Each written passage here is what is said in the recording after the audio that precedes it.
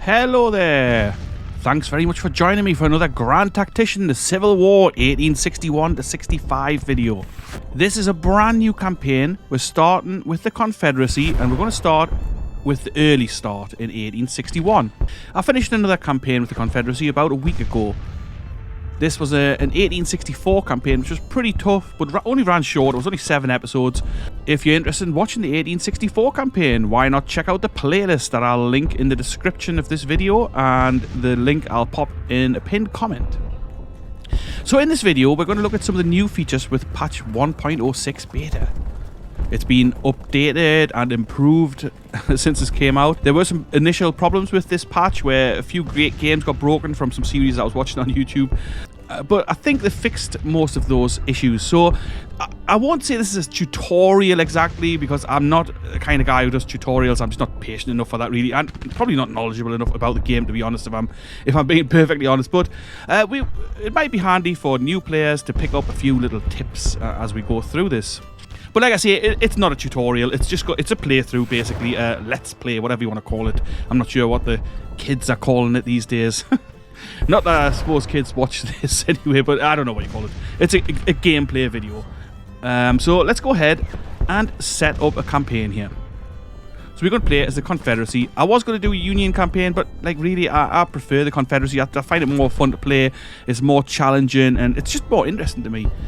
So you've got various options for starting here. So I started spring 1864 in that last campaign, like I was saying, and that was actually, it was a really hard campaign actually, but it turned out all right in the end. But go ahead and watch it and see what you think, see what you make of it. But we're going to start with the spring 1861 campaign. It's not a start I start with very often. In fact, I think I've only ever done it once. I like the 1861 start usually, but I haven't played this one, so I feel like it might be an interesting one to start with and get things set up. So we're going to change the policy slightly. I don't think we need native allies. I'm going to change this to the industrialization. So we're going to work on a bit of industrialization in the south. Another good one is arms agent. I choose that one sometimes, which gives you access to Springfield rifles and increases the availability, basically. But we're going to stay with Old Dominion, King Cotton, and we'll go with industrialization instead of Indian allies, like allies with the natives. We're going to change the difficulty. We'll roll on. Well, yeah, okay, let's try it on hard and elevated. I'm not going to go for the highest aggression. We're going to go with elevated. So very hard and elevated. The very hard might be a bit of a mistake. We'll find out, I guess. So adjust AI, national morale, available recruits, casualty ratios, experience gain, morale recovery, military experience, and fighting spirit for increased difficulty. So it bumps all that up, basically. So with elevated aggressiveness, we see more aggressive AI behavior regarding recruitment, as well as probabilities of invasions and defensive operations. So in other words, it makes the AI tougher to beat because he's more aggressive with his recruits. Now I take feuds off. I really don't like the feuds. They annoy me. I know some people like them, and if you do, that's fine, but I don't play with them. I just don't like them. Auto manage. Not sure what auto managing exactly. Activate auto management for policies, finance projects, weapons purchases, and construction. You may rechange these settings individually. I'm going to leave that on because some things I might want on auto management, some things not. But so we're going to start here on February the 23rd, 1861. So this is before the American Civil War started. All right, so let's go ahead and get going. And like I always say, this first episode in the series might be slightly longer than the usual run. I normally aim for somewhere between 30 and 40 minutes for episodes, but I mean, sometimes they're a little longer, sometimes they're a little shorter. It just depends what's going on, and if we've got battles happening that take a while, and so on and so forth. But I will explain through some of the options in here, some of the bits and pieces. So if you're new to this channel, do please come and subscribe and check out my other content. I've got lots of games on the go on here.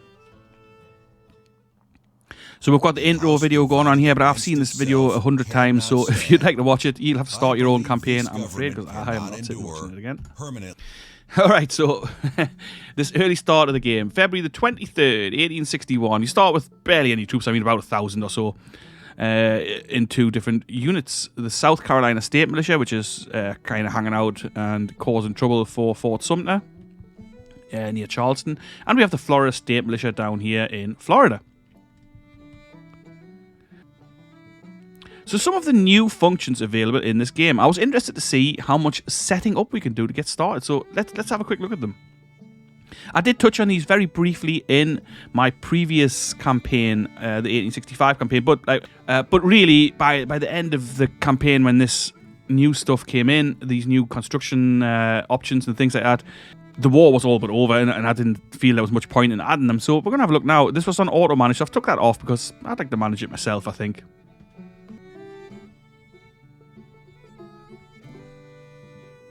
So some of the things you can do here, I'm looking at the map, and this gives you like a little heat map of where things are centralized. Sort of the redder it is, the more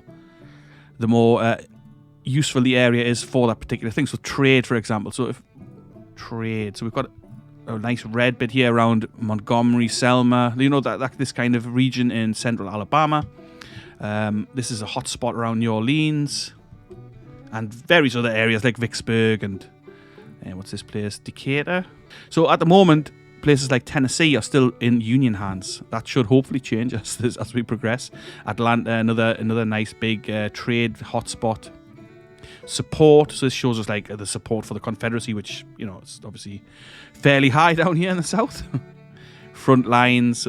The Confederacy still not at its full size, so we should pick up North Carolina. Well, I'm sure we will pick up North Carolina and Virginia, Tennessee, Arkansas, and I'm not sure Missouri. I think that'll stay in Union hands as it did historically.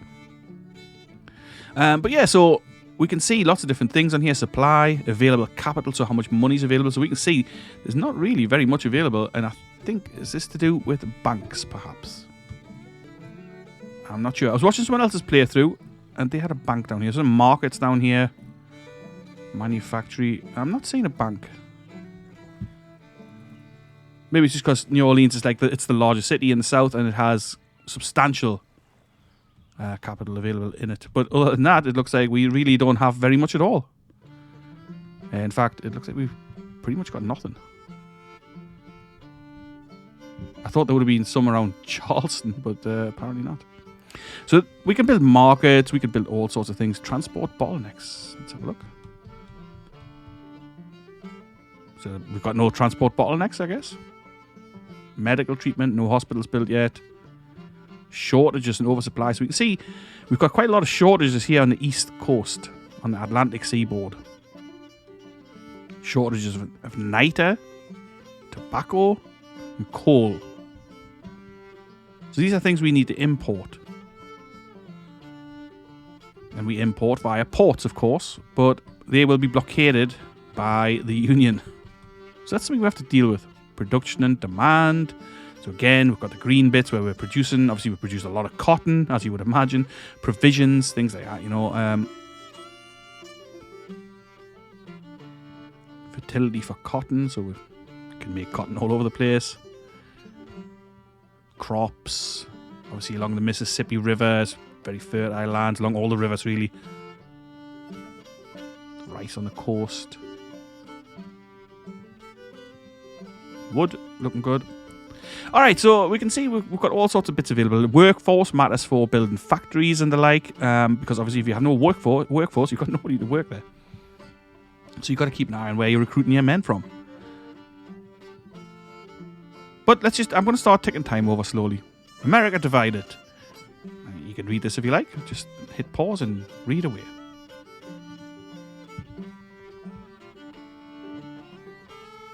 Let's go to the policy screen and have a look what we can do here. So if we go for Militia Act 1, I'm not sure if that will then trigger the start of the war immediately, which we don't want, if I'm perfectly honest. So I think what we're going to go with here actually is Industrialization 1. I want to make the South a little bit more industrialized. Before we start building any places, any things, I'm going to wait and see what happens in regard to secessions, and then we'll get started with building a few bits and pieces. Like, for example, we will need a prison camp because we want to take prisoners. So maybe we could build one of those, actually. But it costs 1.4 million, so these aren't cheap. But for a yearly maintenance of $10,000, I think it's worth putting one in. I guess we'll need a workforce to work there.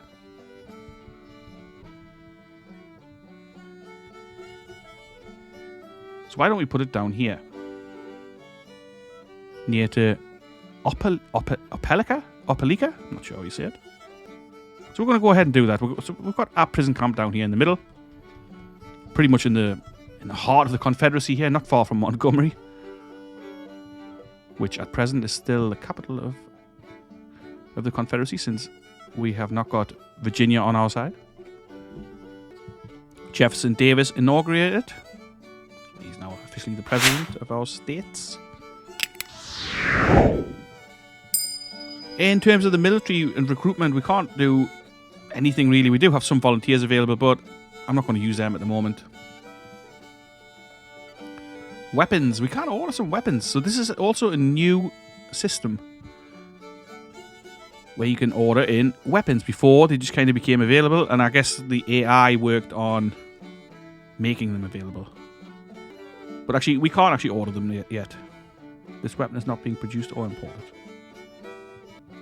Not sure why we can't order them yet. Maybe because the war hasn't really kicked in. We'll find out. We'll come back to this in a moment. In terms of fleets, we do have a few things queued up and building in our harbours. We've got no active fleets just yet, so we're just going to leave this be for now.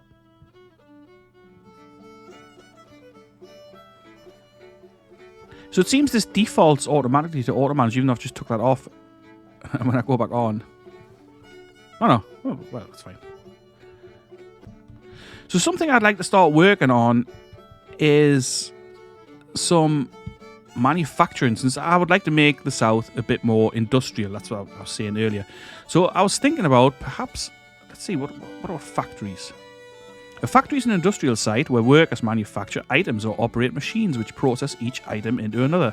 Factories mass produce everything needed by the population, from processed food to textiles to machinery and chemical products like gunpowder. So factories are obviously going to be important-ish. Ironworks. Ironworks is an industrial plant where heavy iron and steel products are made. This includes small arms, artillery and ammunition. Steel from ironworks is used in factory and shipyard production. So ironworks is going to be a really handy one. Foundries. Let's have another look at this. A foundry produces metal castings. Metals are cast into shapes by melting them into liquid, pouring the metal into a mold, and removing the mold material after the metal has solidified as it cools. Foundries produce iron and bronze. So again, that's going to be useful for weapons production. How much does a foundry cost? Let's have a look. $2.5 million. That's a lot of money. And $3.8 million for an ironwork. So, but I feel like this would be handy to have them, because we have not got much in the way of that. However, like I said, let's wait and see until Virginia secedes and see where we are and see where we're going to build. I'm going to speed this up and let it run through. Like I was saying, this is not a tutorial at all. It's just I'm trying to just work through it a little slower than I normally do, and have a look at a few of the bits and pieces that are new in this game. If you are interested in more in-depth analysis, check out a guy called Brambra. I'll pop a link in the comments and I'll pin that to the top so you can go and check his channel out. He's really good at explaining all the bits and bobs, all the things that are new, all the things you can do with this, and everything you have to look at. I've learned a lot from watching his videos, actually, and I think you will too. Kentucky vows to remain neutral. Yep. Fort Sumter, situation deteriorates. PGT Beauregard takes command. I don't think we have to do anything with any of this. This just happens. This is kind of one of the reasons why I don't really often start in this date, because there's not really that much going on. Something I will say that's changed is like fort construction is way more expensive than it was before. So previously you could spam forts pretty much, but now they cost a lot of money. Texas joins the Confederacy. Excellent. So that's a big boost to the Confederacy, of course. Texas being a huge area. Let's have a little look at these Texas ports. Christie Port. So it brings in 1.4 million. That's pretty good, actually. Indianola Port. 1.5 million. What's this place? Galveston, of course. 1.3 million. I thought that one would be more. Sabine Pass. I'm not sure you said 1.7. That's a good one actually. So these places are also likely to be blockaded, but maybe not as tightly blockaded as our Atlantic coast. So why don't we have a little look here? Oh, is it Federal Building? I'm looking for a market. Yeah, so that costs 918. So I'm not sure how close exactly we need to do that to the port. Let's have a go. I'll build it here and see what it does. So that actually said 742, so that's less than I quoted. Cool. Let's see if that makes any difference. At the moment, we're getting 1.7 million. I suppose it's not really a fair test because it's likely to be blockaded by the time that market is finished. Construct. 19 days it'll take. Lincoln inaugurated.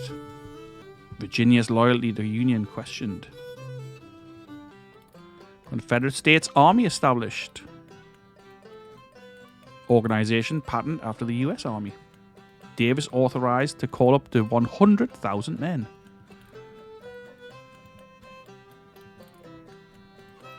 We've got 11 days till Industrialization 1 is done. And when that is done, I think we'll maybe do Military 1 and then move on to Militia Act 1.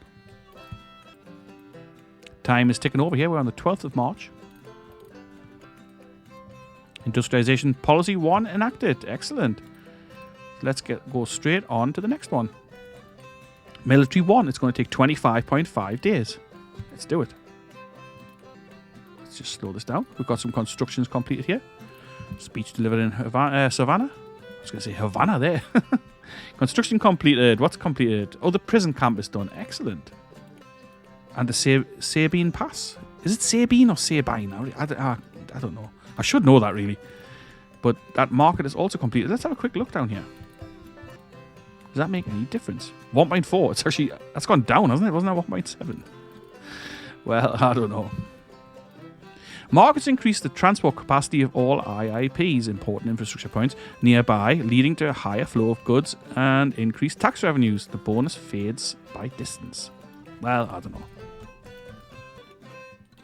I'm sort of interested in increasing the trade we can make from these littler ports, these smaller ports, where perhaps fewer Union ships will be used to blockade. You know, these kind of smaller ones, Cedar Key, Apalachicola Port. That is a mouthful. They all make pretty decent money, 1.5 million there.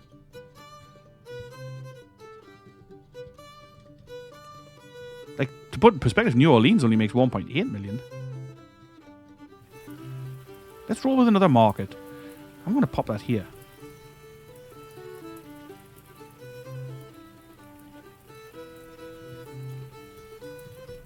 It's already got a rail line. It's bound to do some good. Industrialization 1 enacted for the Union. Let's see how long our policy is going to be. 18.5 days still. So prison camp down here. You can't really see it on the map exactly. It's a tiny little building. So this can only actually hold 1,000 prisoners. How does it work to upgrade? Let's have a quick look. Upgrade this building for 2.9 million. Having enough capacity in your POW camps reduces the need of paroling captured soldiers. Prisoners are automatically transferred among all available prison camps to avoid overcrowding. Overcrowding would rebuff enemy states and increase their support for the war. So we could upgrade it, and that would be then up to 2,500 prisoners. But let's keep it on 1,000 for now, because I don't really want to spend 2.9 million on that. But let's go ahead and have a look. So I was thinking about these ironworks. So I'd like to see what we actually have available in terms of ironworks. We've got quite a few, actually. Jackson, Mississippi. Alabama. A couple around Louisiana, New Orleans, Louisiana. Atlanta, Georgia has a few going on. What about foundries? Hang on. Oh, we've got other stuff selected here, actually. Let's take it off. I did think it was a bit much to have that many foundries. We've got one foundry at Memphis. Jones, McElwain, and Co. So maybe we need another foundry. Ironworks. Let's have a look. Right, so this is a bit more like it. I was surprised. So we've got the Shelby Iron Company at Montgomery, Alabama. The Atlanta Machine Works at Atlanta. Columbus Iron Works at Tuscaloosa, Alabama. And the Palmetto Iron Works at Columbia. Now, we will pick up a few more heavy industry when Virginia joins us. But I feel like we could maybe do with something down here at Atlanta. So we've already got an iron works. So why don't we build a foundry down here? I think we've got workforce available. Let's just double check that. Maybe it might be better to actually build it around Augusta, Georgia. So let's do that. We're going to build it here. And that's going to be... Did I say a foundry? I'll just double check that. Foundry or ironworks. Yeah, it's going to be a foundry. Since we only have the one available, and I'm sure an extra one can't harm. They are expensive. 2.5 million. But let's go ahead and do that. 2.5 million. Subsidy cost, minus 27k. Industry. I guess, is that because we have the industrialization 1 selected? You can see our finances plummeting here because we're building stuff. Let's make a little investment in industry. 1 million. Still on low, but let's go with that. We're going to kick time on a bit. We've moved into April 1861, so we're nearing the start of the war here. Historically, anyway. I think it'll start at the same sort of time.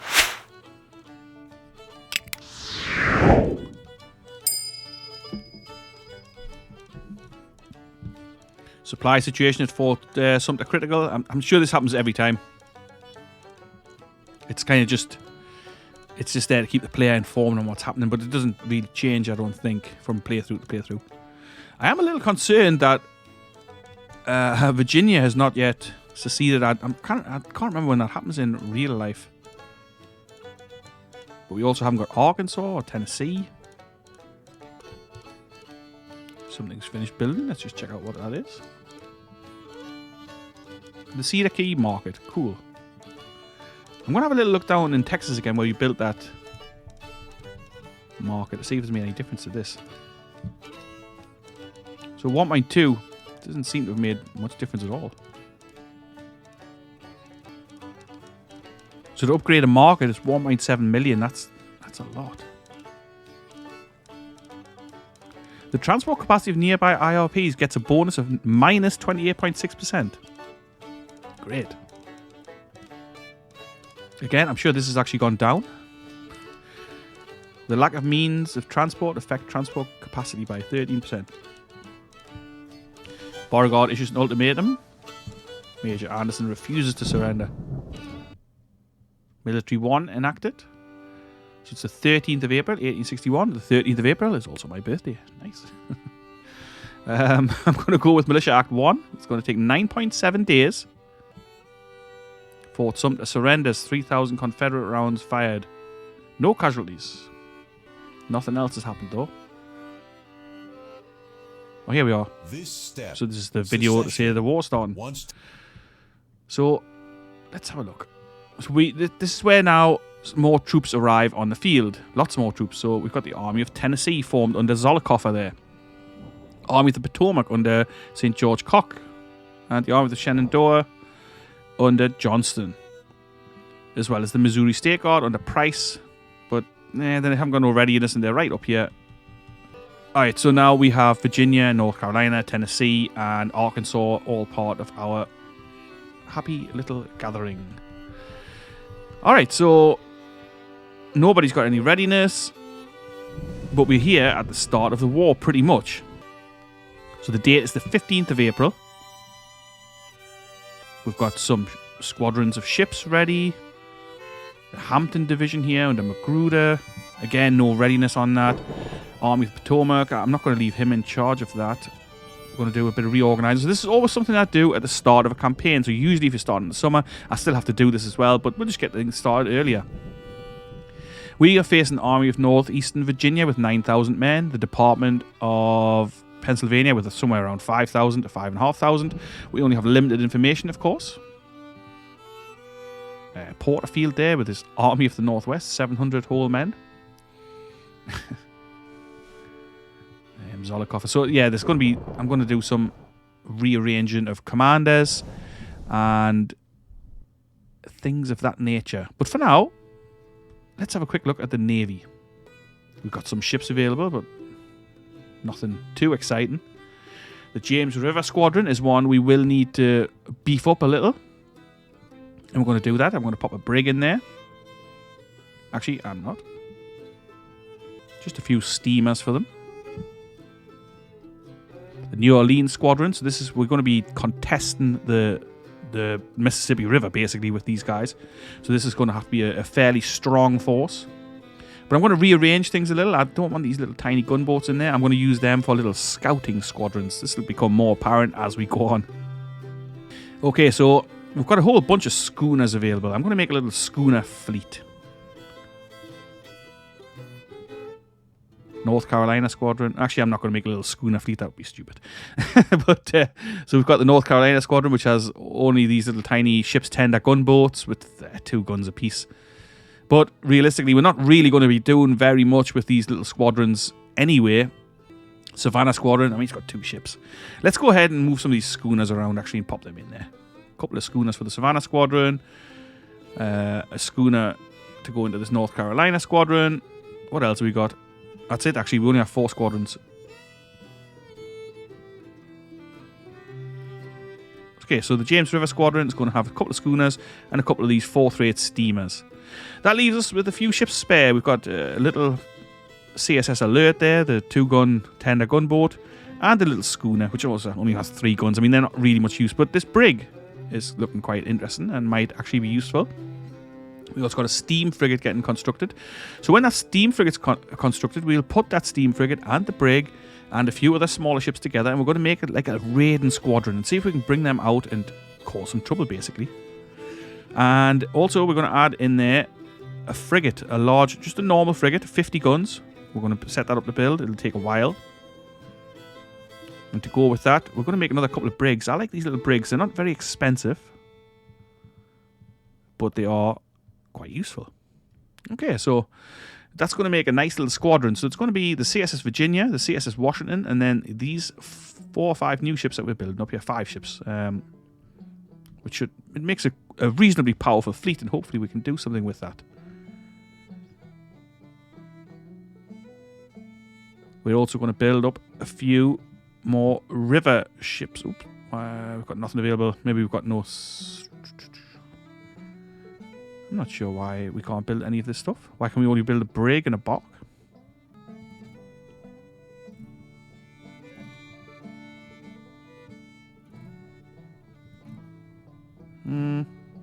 I don't know, actually. I really don't know. Oh, these are new. Warrior class. I've never seen that one before. Steam Corvette. Ordinary gunboats. But again, we can't build anything. I don't really know why. I'll come back to it in a moment. For now, we're not going to be doing that much. I'm going to wait for Militia Act 1 to finish before we start any recruiting in earnest. And then Civil War, so it's just telling us we started. Yeah, so I'll wait a little while to do some proper recruiting. We're going to set up some headquarters where we're going to do most of our recruiting. But I'll do all that in a moment. So the Missouri State Guard, preparing for a siege. I mean, we don't really want this. I'm sure the Missouri State Guard will get its butt kicked here. McDowell. Interesting. So McDowell's in charge of the Department of the West here. Yeah, so when the Missouri State Guard gets its butt kicked here, they will pull back, hopefully back towards Arkansas, but you never can tell. So what I'm going to do, we're going to build up 3 headquarters. So we're going to have a western headquarter, kind of a trans-Mississippi headquarter, a central headquarters somewhere either maybe in northern Mississippi or in Tennessee. And then we're going to do an eastern headquarter, which is going to be probably like around Petersburg or somewhere like that, or maybe further south in Virginia. And this is where we're going to use to recruit new troops. So we still can't actually order any... we could order some guns. We've got some howitzers already, so I don't think we'll bother with that just yet. So yeah, we're already blockaded here. Religious unrest in the US continues. Factory workers feuding. Animosity between nationalities. So I don't want Beauregard in charge of the South Carolina State Militia. We're going to switch this around a little. I'm going to put Bragg in charge of that.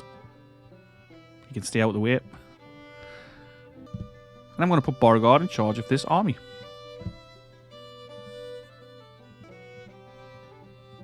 Joe Johnson is going to stay with that army. Department of Pennsylvania is on the move. Disaster at Franklin. Yeah, I knew they would lose that. So inconveniently, they're going to pull back on Jefferson City. Price is low on supply, yep. Hopefully he'll pick some up there, but we're being hotly pursued by the Department of the West under McDowell. Surprised to see him there. So we're pulling out further. Okay then, so we've got 12-month contracts. So that means we can start to do some recruiting. It says Price is a destination, but he's not really. He's not staying there. So he's going to pull out and he's going to head towards Lebanon. But we're going to pull even further back, at least back to Springfield, but probably down into Arkansas. The Western Army under McCulloch still kind of forming and getting ready there. So, like I was saying, we're actually going to have some headquarters units where we're going to recruit our troops into. So I'm going to go ahead and set that up now. It'll be off camera, but I'll talk you through it when I've done it. So here we have the beginnings of a headquarters division. I've put it under Cooper. We're forming 2 infantry brigades, one under Longstreet, one under Withers, a cavalry brigade under Anderson, and a battery of artillery. We'll fix up the guns and change their weapons in a moment. So the Eastern HQ is actually formed up at Winchester, which is not what I want.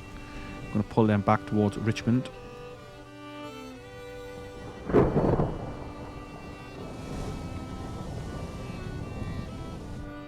And let's go ahead and set up one in Tennessee.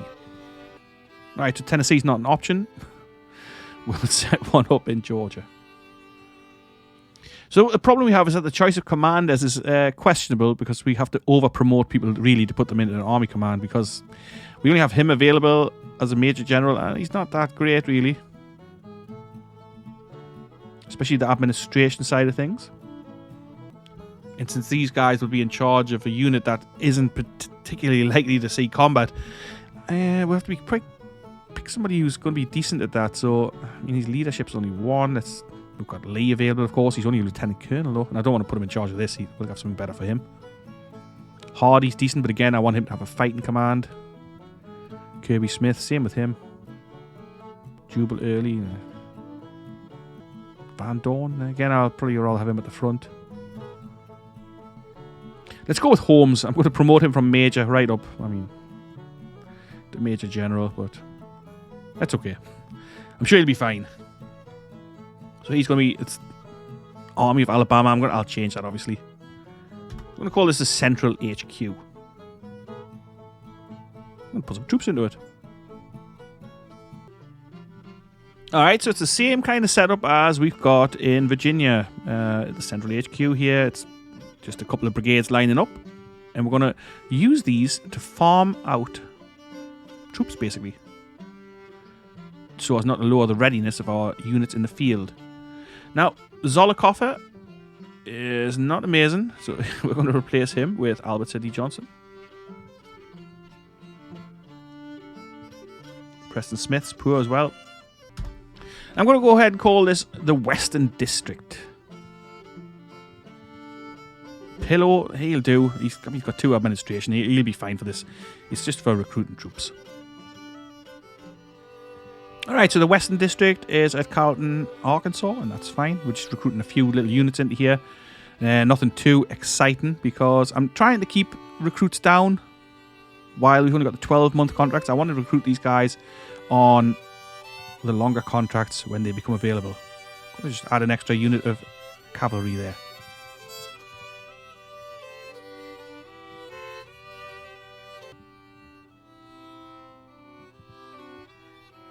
I've given that to Van Dorn, which bumps him up to Colonel at least, so you might get some experience there. So that's Pillow recruiting some troops. Like I say, I don't want to really over-recruit just now. The Central HQ at Montgomery, Alabama, I don't really like it there, so I'm going to move that up to Decatur, Alabama. A little closer to the front. We're also going to add a few more units into that. So not many, but a few. I'm going to recruit some guys from Tennessee. Yeah, cool. So that's an extra brigade. Right, so we've done a bit of recruiting, a bit of setting up. And I think that we're just about ready to roll here. We're just about ready to get into the war as it is. So what I'm going to do, I'm going to hold this episode right here. And then off camera, what I will do is I'm going to dole out some more recruits into some of the forts on the coast. I'm going to assign a few political officers to commands to get some extra support from the respective states where those guys are from, because political officer appointments get you more support with the state where they're from. And again, I hope you learned something from this. I'm not sure if you did. I don't know what it was. It was a slow-paced episode, but that's kind of the way of it when you're starting in the April start. We've built a few bits and pieces, a few infrastructure things. We've built a prison, markets, things like that. But yeah, so I'll do this next bit off camera, and I'll do a little run through on that straight after this episode, pretty much. So if you want to subscribe, obviously, then it'd be awesome to have you along for the journey, and that would be great. So that's it for now, anyway, for this episode. I hope you enjoyed it. I hope you'll be back for more. And if you did enjoy it, do please leave a like, leave a comment, and I will catch you later. Ta-ra for now.